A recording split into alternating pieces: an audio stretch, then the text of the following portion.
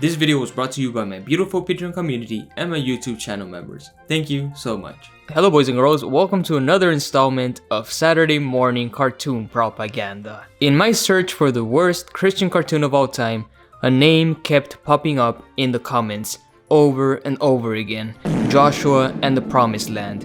And oh boy, I think we found it, boys and girls. I think this really might be the worst of the worst. Released in 2003 to widespread critical acclaim, Joshua and the Promised Land gives us a story of Joshua, a young lion living in an abusive home. Joshua dreams to be brave one day, but his life forever changes when he is visited by a strange spirit who takes him on a journey through Bible times.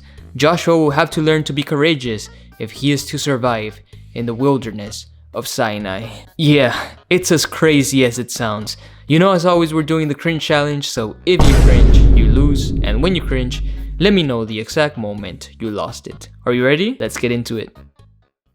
Before we start, let's talk about the creation of this atrocity. This film was written, directed, and animated by one single dude, Jim Lyon. It took Jim 4 years to make this. 4 years!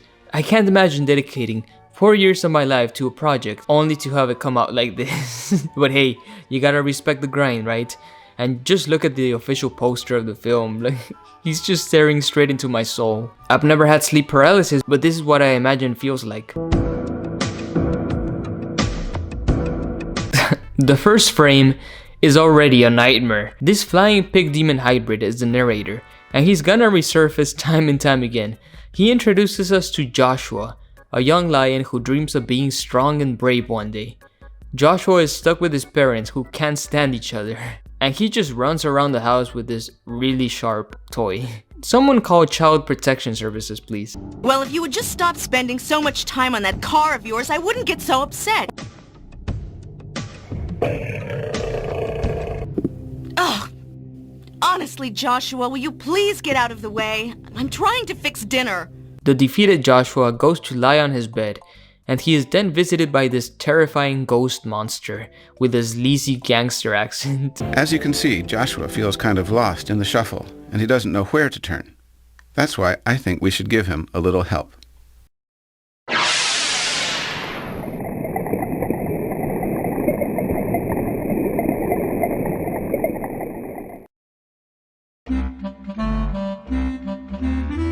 Who are you?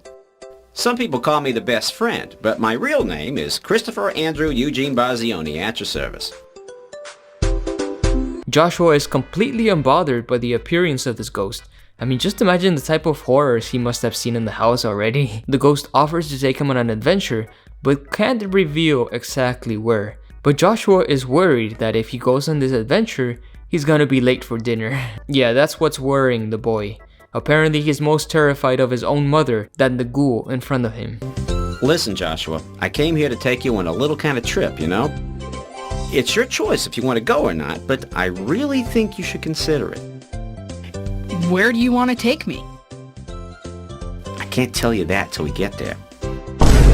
I don't know. My mom will get mad if I'm late for dinner. Hey, I promise that I will have you back in time for dinner. I don't know. So after 10 seconds of convincing, Joshua agrees to go on the adventure. Well, kinda. And him and his new friend fly off into outer space. Through this terrifying low-rendered hellscape, they descend back into Earth, but stop right before Joshua's head implodes into a million pieces. If you've never seen one, this is a pyramid. Oh, it's a pyramid! I thought it was one of those medieval torture devices where a person is forced to sit on top of a spiky device. It would fit right into this movie. It was built by the Jews, who were slaves of the pharaohs a long, long time ago. No, we don't have sufficient evidence to believe that the pyramids were built by slaves, let alone Jewish slaves. Whatever. I don't think a film with talking lions and pig demons cares much about historical accuracy. Get me my chariot! Who's that? That's the Pharaoh. I love how Joshua is not questioning any of this. It seems it's not the first time he's been on an acid trip. You know, some people just never learn. God can hit them right over the head with a big, thick hammer and they still don't get it. What doesn't he get? When you fight against God, you always lose. Just like that Pharaoh there is about to find out. You don't even have to take my word for it. Come on, I'll show you. So Joshua and his ghost buddy follow the Pharaoh and his army, and they stumble upon the presence of God, represented by a consuming fire. Joshua wants to touch the fire so bad, but the ghost says that anyone who touches it will die. Now Joshua is dragged to where the Israelites are camped, and we're introduced to Moses, who is also a weird feline creature. I love how Jim Lion couldn't animate hair, so he just gave Moses a weird tumor instead. The Crimson Chin! Wrong! The Nigger Chin! And man, just look at this arm, it's broken. Hell, all the arm rigs in this movie are wacky as hell. According to the Bible, Moses is the guy God picked to do all his miracles and lead the slaves to freedom. He's one of the good guys. Oh, thanks for clarifying Moses one of the good guys. I would have assumed everyone in this movie is paying for their sins in purgatory. Where are we? Oh my God, what's happening? Oh, but it gets worse, because we actually get some occult shenanigans in this Christian film. Just look at this. Just hold your breath a second. This isn't gonna hurt. What is it?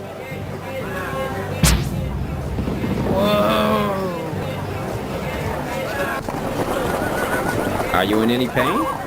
No, I guess not. Of course not. Wouldn't this classify as a demonic possession?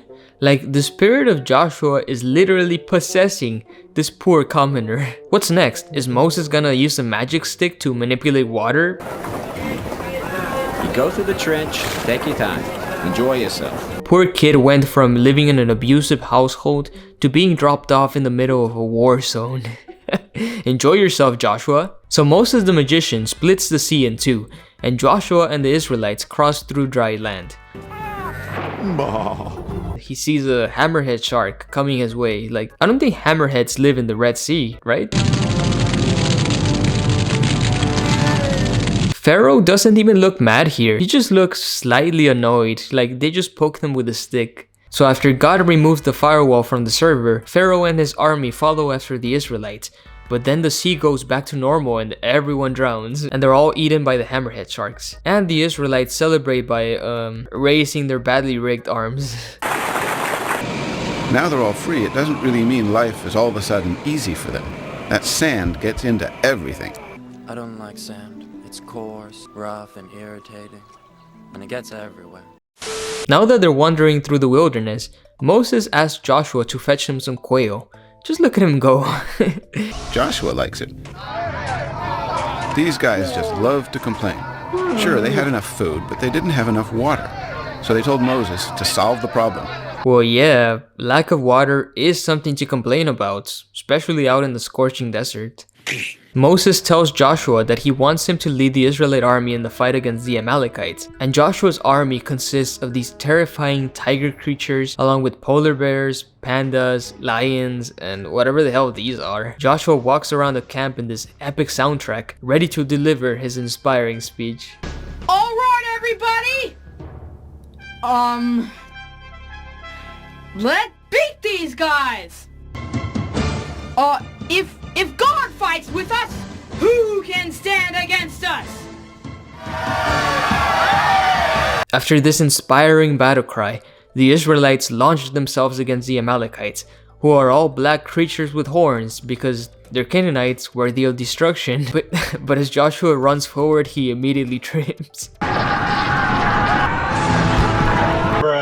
But somehow survives, and Moses is watching from the distance, and the outcome of the battle relies not on how well prepared each side is, but get this, on whether Moses can keep his hands in the air.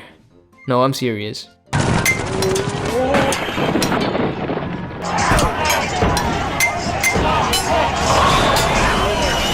As Moses grows tired and his arms start to drop, Joshua's army starts to get slaughtered. And then these two animal things help Moses keep his magic stick in the air and turn the tide of the battle. There's a lot of silly battles in the Old Testament, but this one takes the cake for sure. Moses' stick is like a TV antenna that transmits God's energy to the battlefield. I don't know, but at least there's some martial arts involved, so it's an upgrade from the book.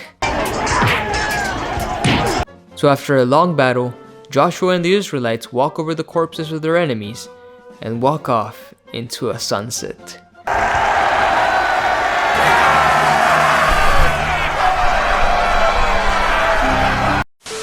The day after this bloodshed, God appears on top of a mountain and issues his commandment to Israel. You know them by now. Thou shalt not steal, murder, commit adultery, make shitty films.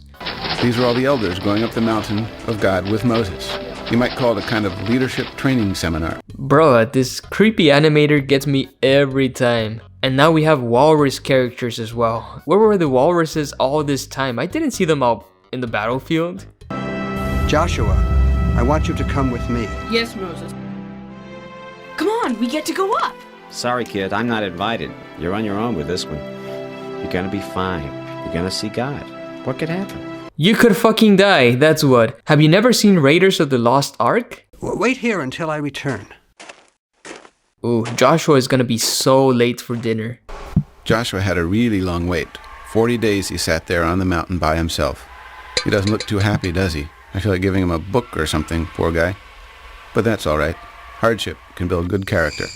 So the Bible tells us that God uses his fingers to write the 10 Commandments upon the stone, but this is Hollywood, baby. Here he uses some space laser to etch these bad boys. Oops, God, you forgot to ban slavery. I'm sure that omission won't cause endless suffering in the future. Eventually, they returned back down the mountain with stone tablets engraved with the law of God. Now Joshua and Moses descend down the mountain to find the Israelites doing what they do best, pissing off God through dance. No! No! So much passion, so much emotion over that. No! Someone give these voice actors an Oscar. When God spoke to them from the mountain, he said they shouldn't build any idols. But this is an idol, and now they're all worshiping it. And they're all in trouble because they did what they were told not to do. I think the biggest crime here is not the idolatry, it's this horrendous color palette. Moses is pissed, of course, because his old ass is gonna have to climb the mountain once more to get a new set of tablets after he tosses the old ones, which explode for some reason, and he vets out some creative punishment for the rebels. Finally, he made all the people who broke the law drink the water. Yuck! Just look at their terrified faces, poor things. At least Moses didn't instruct the Israelites to take up arms and kill 3,000 of their fellow brethren, as he does in the Bible. So I guess drinking this forbidden soup is not too bad of a punishment. So Moses goes to get a new set of commandments and hides them in the Ark of the Covenant, as the Israelites pack up their camp and continue on their way. Joshua now goes to Jericho to spy out the promised land. All the residents of Jericho are depicted as red demon creatures, even the babies, which will make their imminent destruction much more easier to swallow. No one questions Joshua's presence in the city even though he's the only lion around, and then he stumbles upon actual child sacrifice. Not in a temple as archaeology suggests, no, just out in the streets. I'm telling you, every single one of these Canaanites had it coming.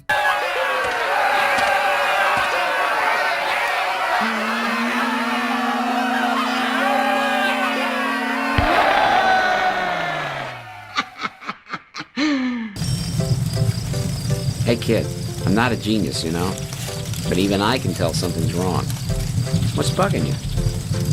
Moses said God promised the land to our ancestor Abraham, and that we have to scout it out now so we can plan our invasion. But we can't take over the land without getting rid of the people who are already here.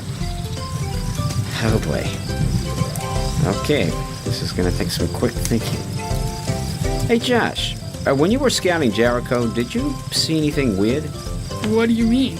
Like evil, bad, weird. Yeah, What did you see? they killed a baby. Aha!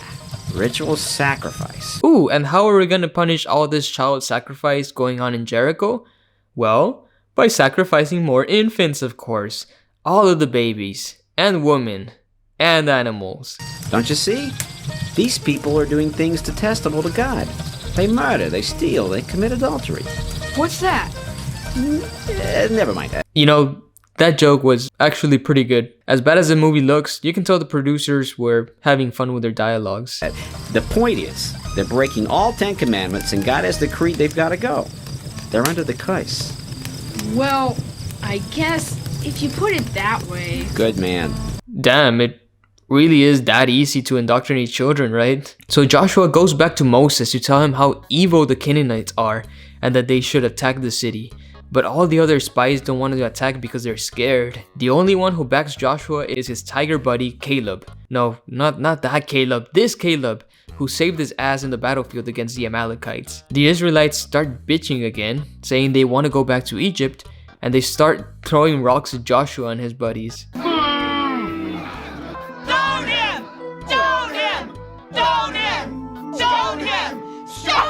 And as a punishment for their complaining, God condemns an entire generation of Israelites to wander and die in the desert for 40 years. Even Moses isn't allowed in the promised land after 40 years of loyal service because of one tiny mistake at the very end. Poor dude. For you must climb Mount Nebo and look once upon the land which you will never enter. Damn, God, that's kind of an asshole move.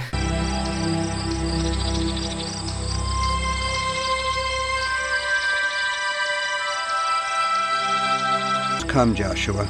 And Joshua touches Moses' magic stick, which gives him superpowers or something. It feels like a video game cutscene. And now that Joshua has unlocked the water manipulation technique, he splits the waters of the Jordan River so that the Israelites finally cross into the promised land. Longest road trip in history. I think he's been looking forward to today. That's my cue. I'll see you in a minute.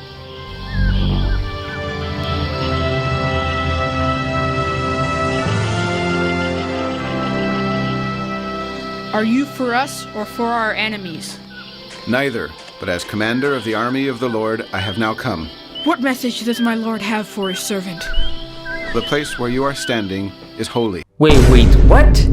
The weird ghost creature was the narrator this whole time? The ghost/narrator creature is the angel of the Lord.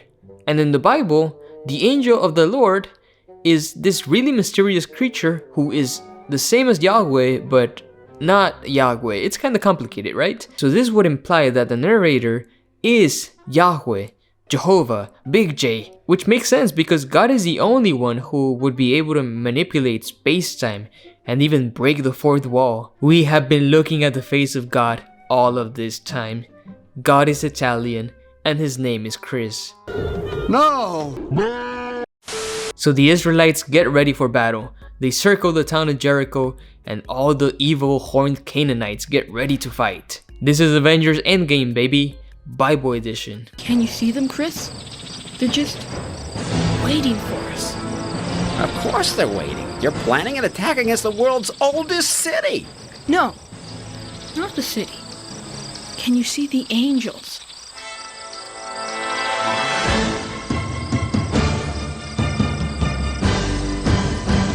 If these Hebrews are afraid to fight, the day should go well for us.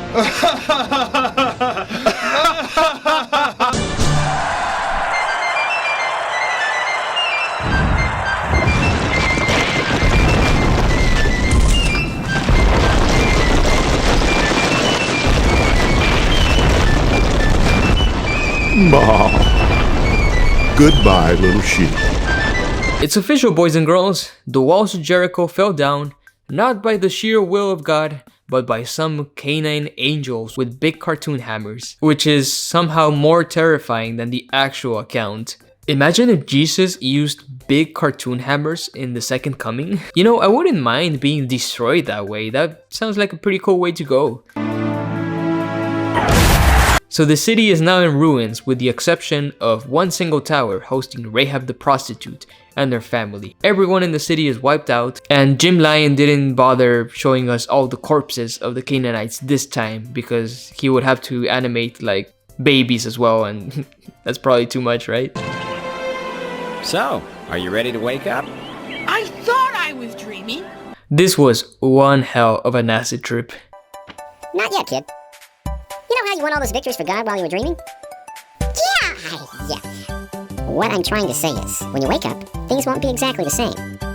You mean with my mom and dad? You live at a different age than Joshua did. The dream was just a taste of what you can have. Anyway, you're late for dinner, which was not my fault, so I've gotta go. And it's great, you know what I mean? Yeah, it totally is your fault. You promised Joshua he wouldn't be late for dinner. That was like his only conditioning for going with you in your little trip. Hey, I promise that I will have you back in time for dinner. You know, I thought God wasn't able to tell lies. Will you come back? Ah, you don't need me. I'm just a messenger. But I'll miss you. Aw, Joshua has built an emotional connection to his kidnapper. You'll get over it. That has to be the most awkward hug ever. Nothing makes sense anymore. After Big J disappears in a storm of sprinkles, Joshua is then confronted by this floating lion head who actually snuck in from the Bible dimension, which just confirms that this was not like some mere dream. Joshua actually did travel back in time to commit all these war crimes. But Joshua is not the scaredy cat we knew from the beginning. He's a brave warrior now. He picks up his sword and slices the head in half.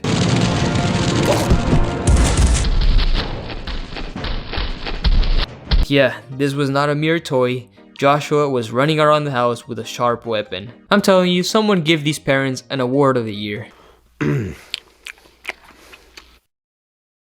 We didn't say grace yet. Joshua's not even here. Damn, a man can't eat dinner in peace without being bitched at. Please stop. I don't care about Grace right now. I'm hungry. I'm sick of this. First it's the car, now it's dinner. Wine. This is the most miserable chicken drumstick I've ever seen. No wonder the dad is pissed all of the time. Joshua, sit down. I'm sorry I yelled at you, honey. It's okay. I forgive you. Darling? Yes, dear? I'm sorry I yelled at you. I'm trying to spend some more time with you. With both of you.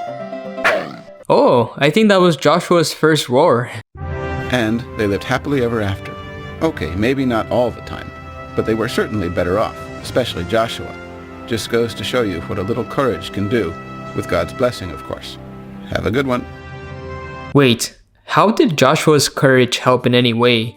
He didn't really stand up to himself. His mom and dad just had a sudden change of heart and apologized, with no explanation why. We never get to see Joshua being courageous because the movie just ends. Did he really go through 40 years of warmongering through the desert for nothing? And what happened to the guy that he possessed at the beginning? Like, did he wake up 40 years into the future with no recollection of what just happened? Don't ask questions. And just when I thought my suffering was over, I took a look at the cover of this thing and realized there's some DLC of this film. Freedom for Rahab. It's a 15-minute short that tells the story of the two spies that stayed in Rahab the prostitute's house.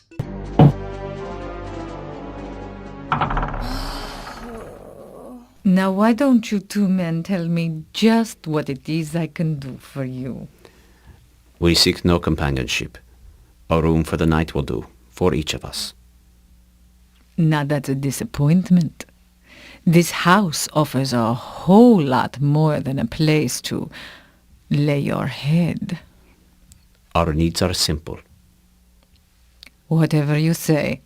Come on, follow me.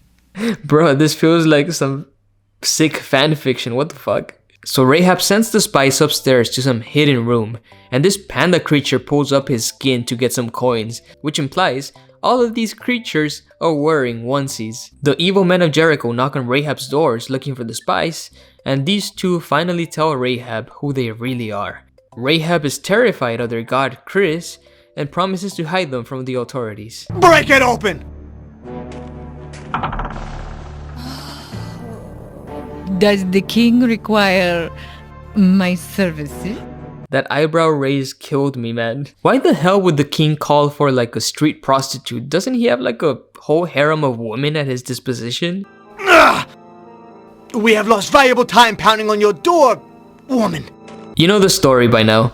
Rahab hides the spies from the guards and helps them escape down the wall, and she asks the Hebrews to spare her life once the big ghost creatures with cartoon mallets destroy the city. The Israelites keep murdering their way into the promised land, and the region always remains at peace up to our day. The end.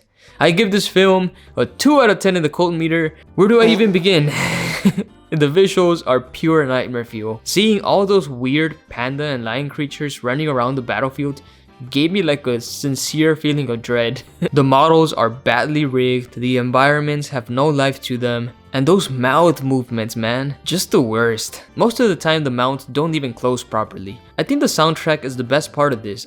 I think, you know, there's some actual bangers in here. And the dialogue is even funny at times. I caught myself smiling through a couple of scenes. You can tell Jim Lyon had a lot of fun making this. But you know, despite the abysmally low quality, I just can't get myself to hate this film. Let me tell you a little bit about myself, some panda lore. I actually took 2 years of 3D animation back in high school. And let me tell you, that shit is not easy. Even the most basic rigs take so much time, and like a small glitch can ruin your whole animation. I can't be too harsh on Joshua and the Promised Land because I know firsthand how difficult it is to animate. And it's not only animating stuff, rendering takes a long time. I bet those battle scenes with like hundreds of models took forever to finish. Do I think this should have taken like 4 years to finish? Probably not. But maybe Jim had like other things going on in his life and this was just like a passion project of his. So yeah, maybe 4 years makes more sense if you think about it like that. So yeah, you know, I low-key respect this dude because animating this whole thing from scratch was probably a monumental task. So yeah, thank you, Jim Lyon. Thank you for producing this gem. I hope you were able to continue your passions, whatever they may be. So now, to the $1 million question, is this the worst Christian cartoon of all time? No, I don't think so. I still think Finding Jesus is way worse than this. Muggles! Joy! Sure, Finding Jesus looks a bit nicer because these motherfuckers just bought some models and put a voice over them, but they put zero effort on the animation. At least Joshua and the Promised Land, although it looks a bit rough, actually has characters in it doing stuff. Jim Lyon actually put his soul in this project. Is it a good movie? No, not by any means, but you can tell he really enjoyed making this. So yeah, Joshua and the Promised Land is not the worst. It's still better than Finding Jesus, but yeah, it was quite an experience, let me tell you. No!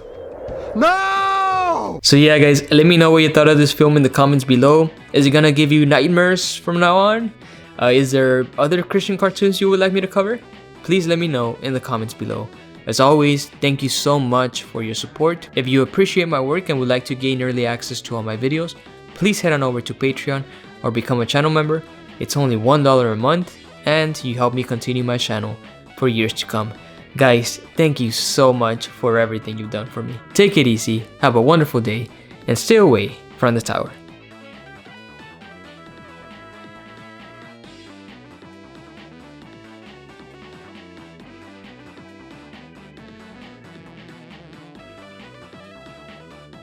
Bah.